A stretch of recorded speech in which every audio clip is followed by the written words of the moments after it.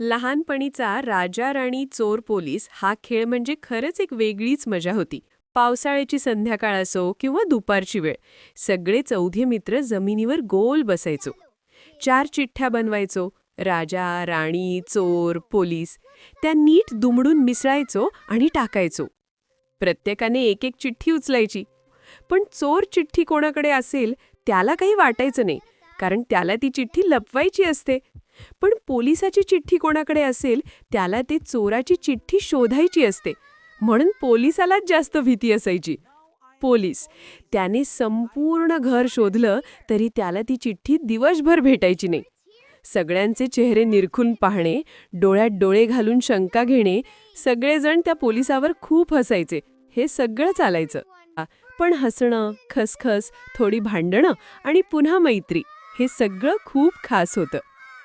आजही राजा राणी चोर पोलीस हे नाव ऐकलं की लहानपणची ती निरागस संध्याकाळ डोळ्यासमोर उभी राहते. तुला या खेळात जास्त वेळा काय मिळायचं? राजा, राणी, चोर की पोलीस? कॉमेंटमध्ये सांगा.